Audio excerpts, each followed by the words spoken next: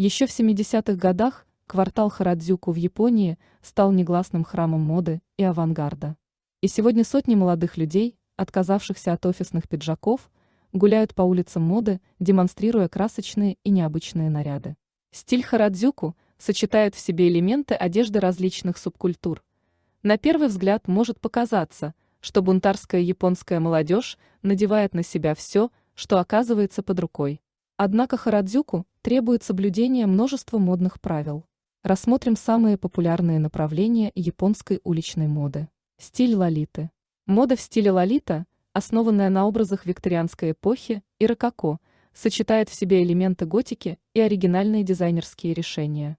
Возник этот стиль в конце 70-х во время мягкого протестного движения, направленного на свержение строгих правил японского общества. Стиль лолита имеет два подвида. Готические лолиты предпочитают одежду темных оттенков, сочетая ее с цепями и дерзким макияжем.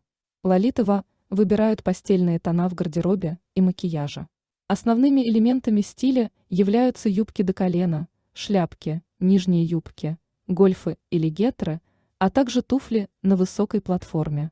Почти всегда в образе лолиты используются зонтики, кружева, рюши и бантики. Косплей. Степень увлечения японцев компьютерными играми и аниме настолько велика, что любовь к персонажам переросла в целую субкультуру, последователи которой называют себя косплейщиками.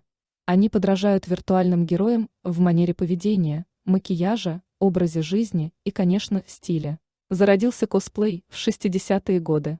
Кагал.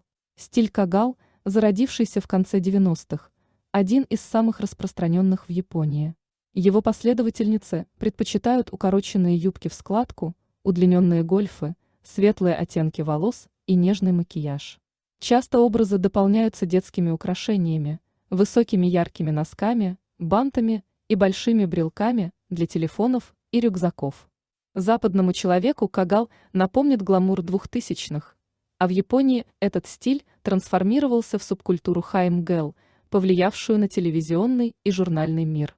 Гангура. Альтернативный стиль гангура возник в 2000 году под влиянием хип-хоп культуры, в частности популярной японской певицы Намия Амура. Последователи гангура предпочитают экстремальный загар и посещают солярий несколько раз в месяц. Кроме того, они наносят на кожу темный тональный крем, а глаза подчеркивают накладными ресницами и ярким макияжем.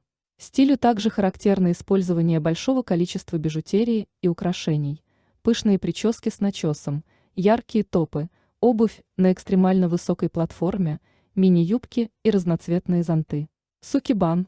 В конце 70-х годов благополучию японцев стали угрожать женские подростковые банды, члены которой называли себя сукибан.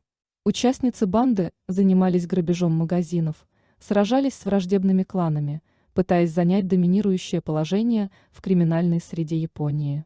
Сукибан предпочитают удлиненные плессированные юбки, развязанные галстуки, спортивные костюмы и свободные рубашки темных тонов. Такёно-казаку.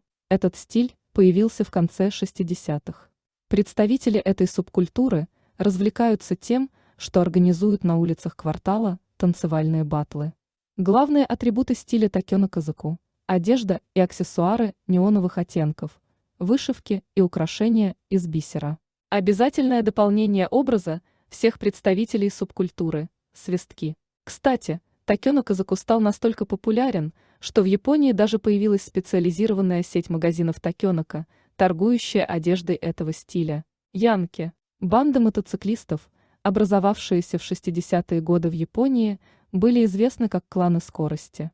Члены банды сформировали субкультуру, объединившую в себе элементы стилей сукибан и басазоку. Сегодня для стиля янки характерны не только сараси, мантии, которые оборачивают вокруг груди по типу халата, но и кожаные куртки-косухи, ботинки с острыми носами и заклепками, а также кожаные штаны.